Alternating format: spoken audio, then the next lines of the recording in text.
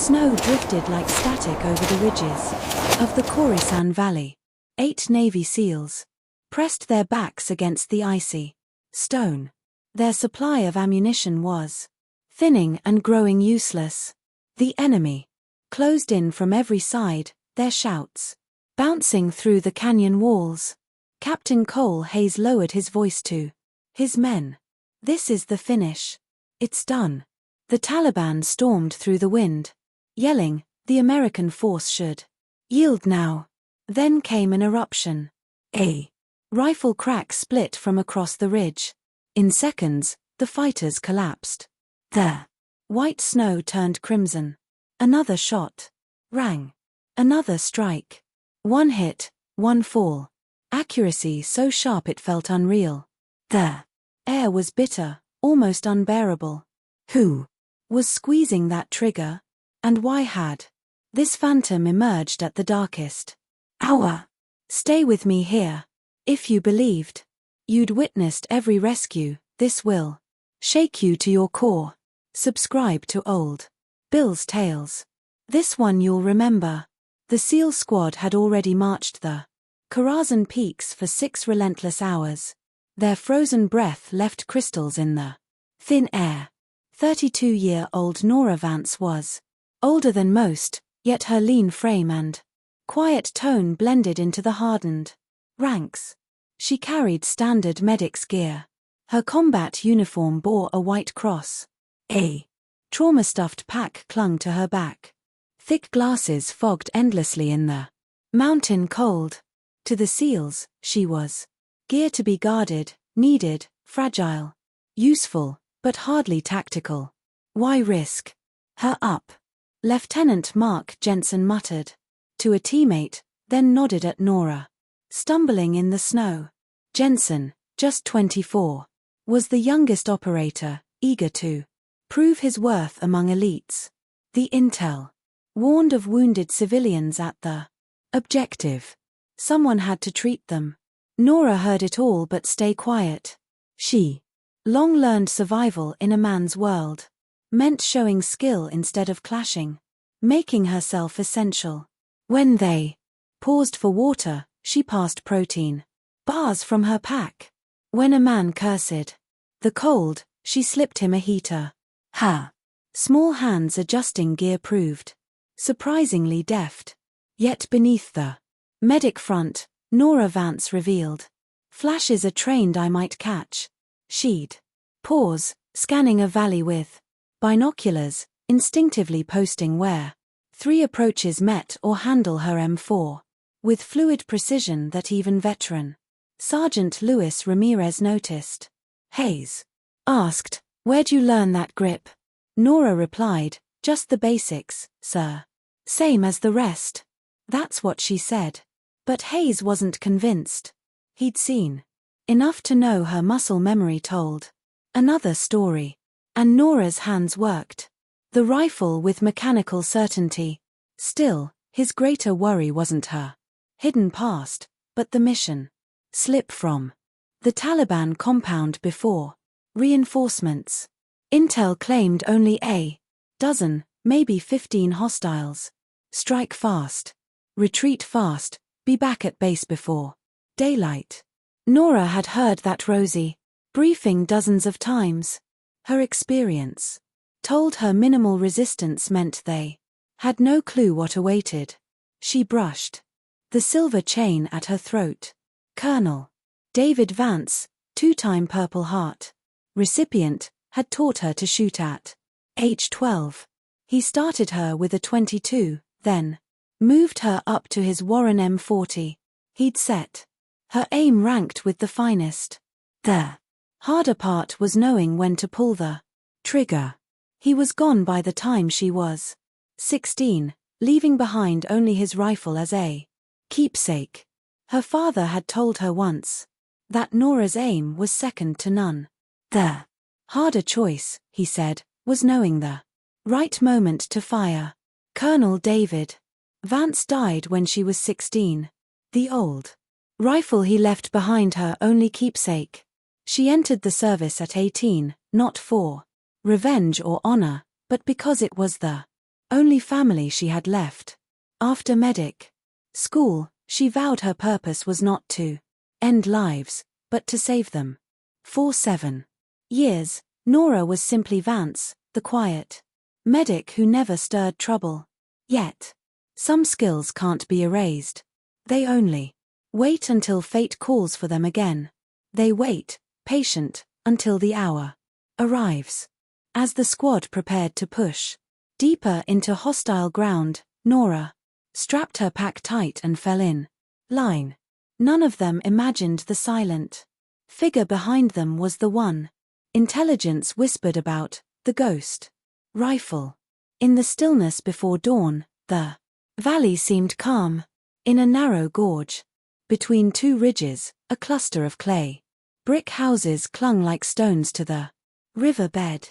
Captain Cole Hayes scoped the compound, counted structures, traced exit paths, and murmured over calms that it appeared quiet. Maybe, just maybe, the intel was right this time. The squad advanced, Hayes at point, Nora moving, with her unit in tactical formation. Snow muffled their boots. Canyon winds swallowed every clink of gear. They slid forward like shadows, unseen and unnerving. Then the world erupted. The first mortar slammed into their route. Metal shards screamed through the air, painting the night in bursts of fire. Before shock faded, a machine gun opened from a hidden nest along the ridge. By their flink, the entry became a killing zone. It's an ambush. Take cover. Hayes barked, diving behind rock as tracer. Rounds split the air above. The SEALs sprawled across barren ground. Cover was scarce. The canyon offered almost nothing, and the enemy had picked their ground well. Jensen cried out as a burst chewed into his left leg, spinning him down into the snow. Blood spread dark against the white, soaking fast through his fatigues. Nora bolted before she could think. Combat medic training overrode every instinct of self-preservation. She crawled low across the snow straight for Jensen. Rounds hissed overhead, each one close enough to kill. She hauled him into the shadow of a boulder, hands working fast, pressing bandages, pushing morphine with muscle memory honed by endless drills. You'll be fine, Jensen, she assured him. Just another scar to brag about back home. But as she worked, her tactical mind registered the truth. This was spiraling. They were boxed into the canyon, enemy fighters holding the high ground. For any unit, it was the worst case. The Taliban had waited patiently, setting crossfire nets that cut off every exit. Hayes's voice crackled over the calm, trying to piece together defense. Ramirez, can you spot that shooter? Collins pinned the east. But Nora could hear the despair under his tone. Outnumbered 5-1, their ammo low, wounded on the ground, support calls met only with static. Was it the mountains blocking signal or enemy jamming their channel? Hayes and Ramirez shouted over the fire 30 m away. Movement on the flank, they're pressing. From the side, gunfire roared, voices echoing, and in the chaos, Nora caught the eerie hiss of incoming shells. Artillery shrieked down, slamming their camp, showering shards of molten rock. Through the air, Nora threw herself over Jensen. Smoke lifted, revealing Hayes with blood running from a gash across his face. Corporal Ryan Collins clutched a shoulder mangled by debris. Even Ramirez, the hardened veteran, saw the clock ticking down. He fired wildly, desperate, but the odds were clear. Jensen, pale and gasping, muttered through blood and shock, "They've broken us. We're finished." Poison Hayes finally managed to key the radio. "Base, this is Laser Team. Grid 41. SMD 111234456. Pinned. 8K, 2 wounded. Heavy fire from a fortified camp. Request immediate air support. The Air Force acknowledged. The captain closed his eyes and whispered. Across comms Nora heard him. This is the end. It's over. And then something she hadn't felt in 7 years stirred inside her. The icy, deliberate calm that once made her one of NATO's most feared snipers. Her hand drifted to the last keepsake from her father. The silver medal at her neck. His voice echoing in memory. Accuracy is a gift, Nora. The wisdom is in knowing when to use it. Jensen bleeding into the snow. Hayes conceding defeat for the first time. 7 of America's best soldiers cornered in a no-win fight. Nora realized the choice was hers. She rose from cover, moving for her medical pack. With intent. Not for morphine, not for bandages, but for gear she swore never to touch again. Hidden under a waterproof wrap in her kit lay the reason she'd volunteered for this mission. For a medic, the greatest tool isn't always about saving life. Sometimes it's about ending one. Her fingers moved on instinct, muscles trained through endless hours of repetition few knew she possessed. From beneath bandages and scalpels, she drew out a weapon no medic should carry, an M24 sniper rifle system, its parts disassembled, each piece wrapped for concealment. Stock, barrel, scope, like fitting a puzzle she'd solved countless times, she built it with machine precision. In less than 90 seconds, Dr. Nora Vance was gone, replaced by the phantom once known only in intelligence files, the ghost rifle.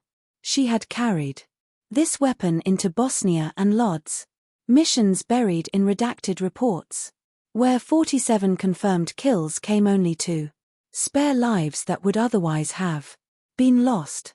That was before an ambush by Christina Kogai wiped out her entire team. Before she decided that even righteous killing was a burden too heavy to carry. But here in Curzon Valley, with 8 of America's finest about to be slaughtered, Nora accepted that some weights must be shouldered again. She crawled to the edge of the defensive line, found high ground that gave her sight over the valley. Snow masked her. Rocks braced her. The canyon became her range. Through the scope, the enemy was clear. Rifleman shifting to flank the machine gunner. A demolition crew prepping explosives. Squads advancing on her teammates. The first shot hurt the most. Nora slowed her breathing, felt her pulse align with the rifle. A Taliban gunner worked his PKM, hammering the seals. He never knew what hit him. One instant firing, the next crumpled into the snow, weapons silent. The seals froze, chaos thinning into clarity. Hayes shouted, "Who the hell fired that?" But Nora was already on the second target, the demo squad. A spotter barked corrections over radio, her round punched through his liver, dropping him. Instantly, his partner spun in shock, only to meet the next bullet. "It's a sniper," a SEAL yelled. "We've got Allied sniper support." Nora tracked them calmly, watching panic ripple through enemy ranks. Their confidence in numbers and ground dissolved with each precise kill. They broke formation, retreating from positions they once thought untouchable. She was methodical, professional, deadly. Every round chosen for maximum tactical effect. Strike the weapon first, then the leader, then collapse their flanks.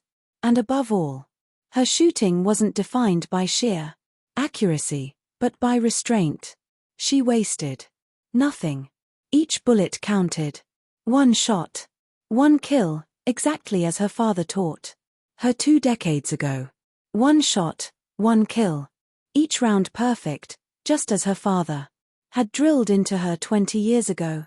Though wounded, Jensen managed to rise and fire, then froze at the sight of Nora, the quiet medic who had passed out protein bars for 12 hours, was now dismantling the enemy with surgical precision. He whispered in disbelief, Doc's a damn sniper. Captain. Hayes shifted position until he could see her clearly through his scope. There. Clues snapped together. How she'd handled rifles during routine checks.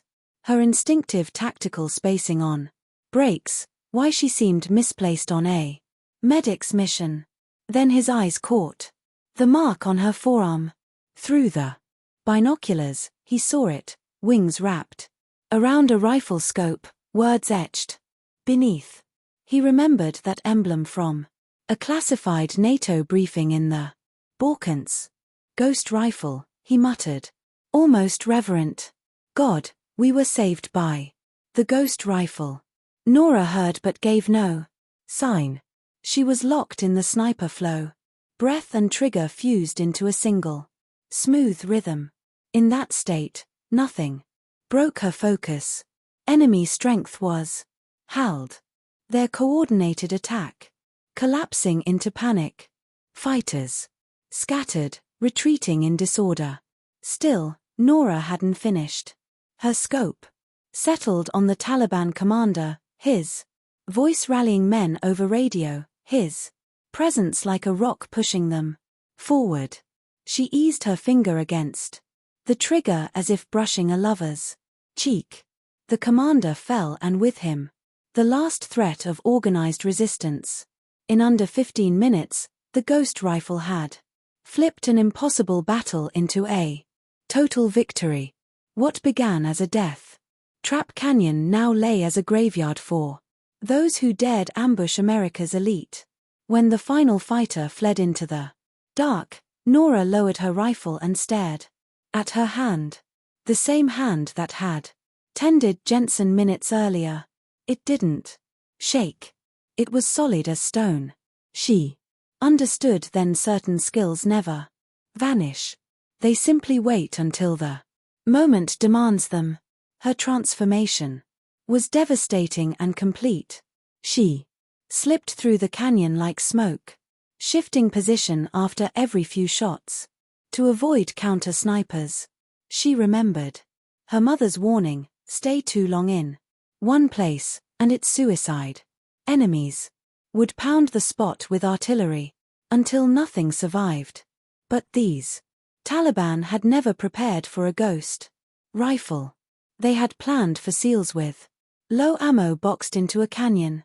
Instead, they faced a phantom who owned the mountains and struck from ranges that nullified their AKS. One terrified survivor screamed into calms, El Fantasma Esta Oki, the ghost is here. Panic spread as they recognized the single precise shots. Men dropped from places they thought untouchable. Myths whispered by rebel networks across 3 continents were suddenly real. What they once dismissed as stories around campfires was now their nightmare. Hayes, regaining his composure, rallied the special forces into a counter. Ramirez and Collins swept east. Jensen, blooded, kept watch, and Nora covered them from the rear. Together, the quiet medic and her brothers in arms cut down the enemy with surgical efficiency. Issuing orders felt pointless in that chaos, but Hayes had lived too long in special ops to freeze. He adapted to the impossible. And while he moved men, Nora lay steady in the snow, her rifle an extension of her will. Her breathing studied the rifle like it was part of her own body. Through the glass, she tracked every thread of the enemy fighter named Kafia. The world shrank to a circle of glass, where life and death split by millimeters. Shot 12. The snipers trying to slip along the western ridge dropped Before they could even aim. Shot 13. N. RPG gunner thought he'd blast the SEALs. Cover, but froze forever before pulling the trigger. Shot 14.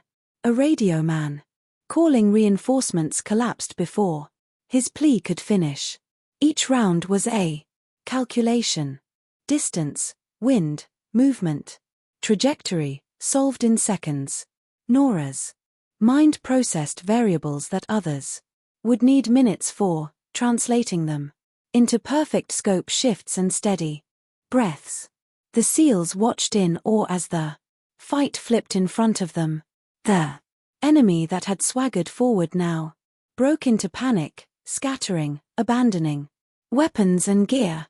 "This is unreal," Jensen gasped, clutching his bandaged leg. "You can't change a battle like this alone." But Nora Vance was no ordinary soldier. Years of training, combat, scars, and a rare gift that surfaces maybe once in a generation made her more than human. She had been born with steady hands and sharp eyes, refined through endless hours of practice. Most of all, she carried a choice: 8 good men would not die on her watch. As the last pockets of resistance collapsed, Hayes approached her. She cleaned the rifle with the same care she gave medical tools. Every motion deliberate, professional. His eyes caught the tattoo on her forearm. Wings curled around a rifle scope. Foreign letters beneath. Just under that faint marks kills more than any medic should bear. "It's you," Hayes murmured. It wasn't a question, just recognition. Nora looked up, meeting his gaze for the first time since the firing began. Behind her fogged glasses, he glimpsed something he'd never seen before. A depth carved by too many battles, too many choices no one should make. She disassembled the weapon, her voice quiet. "I'm not that person anymore." Hayes studied her face, noticing how her hand still brushed the rifle unconsciously. "Maybe not, but tonight I needed you to be." Nora gave no reply. She was already slipping back into Dr. Vance, the soft-spoken medic, tending the wounded. Yet Hayes knew he glimpsed the mask's other side, and he knew he would never look at her the same again.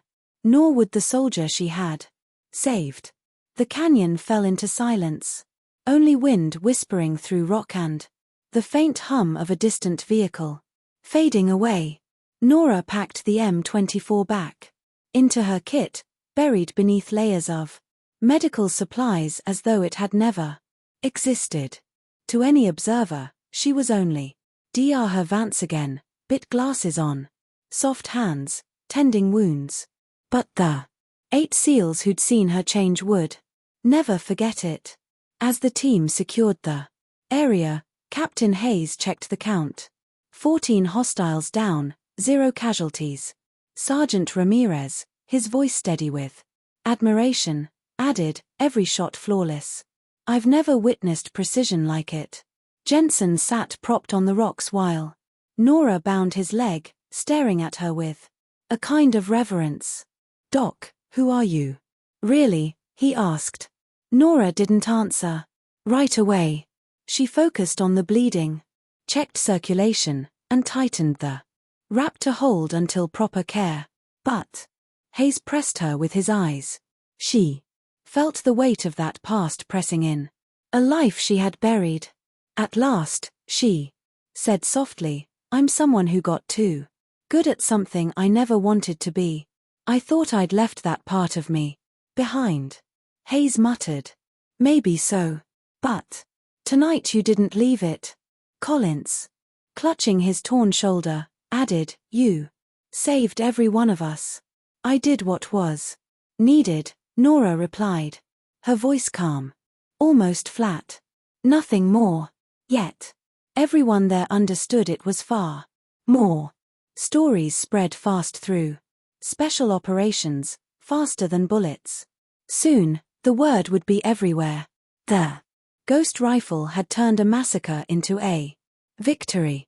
Hayes knew the debrief ahead would be unlike any he'd faced in 15 years of covert work. Whispers of Nora's past, long thought erased, would rise again. Analysts who believed she'd vanished now confronted proof she was alive. Professor Vance, an old informant, noted carefully, "Your record shows flawless service for 7 years. But between 99 and 06, guts remain." Nora pushed her glasses up with the same habitual gesture Hayes had seen countless times. "I was on classified work. If required, you'll have clearance to view it." "You have it?" someone asked. "Yes." The silence that followed carried the weight of untold missions, operations buried in edits, actions that had shifted wars. Few outside knew of the ghost rifle at all. That night, Jensen wrote home to his sister. He confessed how close he had come to dying and how a quiet medic had been the one to save him. Everyone understood it. A quiet woman they'd overlooked had become a scene straight out of a film. She saved them with a rifle none of them knew she carried. Her shots cut through like she could see through walls. Word of it spread far beyond the unit. Every special force community trades legends, and when someone does the impossible, the story finds a way to travel. Within weeks, Nora Vance stood as proof that heroism can rise from the least expected corners. Even the ones who move quietly in the shadows can spark miracles when the moment comes. But Nora herself wanted none of the spotlight. She turned down interviews, refused medals, and went back to treating wounds like nothing had changed. Asked about her past, her reply was always the same. "I'm not that person anymore. I'm just here to help." The truth ran deeper. For 7 years, Nora had tried to bury what she once was. She had rebuilt herself around healing instead of killing. Yet, what happened in Curacao Valley proved some parts of us can never truly be erased. Life forces choices one at a time. One night, alone in a medical tent, she found herself cleaning a rifle with the same steady care she'd given it since her first mission. And she realized this wasn't just maintenance. It was ritual. Almost prayer, like an artisan tending to sacred tools. Hayes had asked her softly, "Do you regret it?" She looked up at him. Behind his weathered face and her glasses, 2 people bore the same kind of weight, the burden of choices no one else could understand. "It took 7 years, she answered gently, "to remember why I learned to shoot in the first place." In a world obsessed with labels, Nora reminded them that people are never as simple as their job title. That medic passing out protein bars carried the skill to turn a battlefield upside down. That quiet figure in the background had a history sealed in files most would never see. Her story showed that heroes don't always look the part. Sometimes they're ordinary people doing extraordinary things when there's no other choice. Heroism is recognizing that those around us may carry hidden strength, untold courage, and sacrifices they'll never speak aloud. And above all, Nora's shift from healer to protector reminded us we are never locked into who we were. At any moment, we choose again. And when lives are on the line, sometimes the only choice is to be exactly what others need us to be. A hero may rise from the least likely place. The quiet ones may hold the heaviest fire. If you believe every person deserves a chance to be more than their title, then don't just watch. Subscribe to Old Bill's Tales and carry the legend forward. Because somewhere out there, another ghost rifle is waiting for its moment.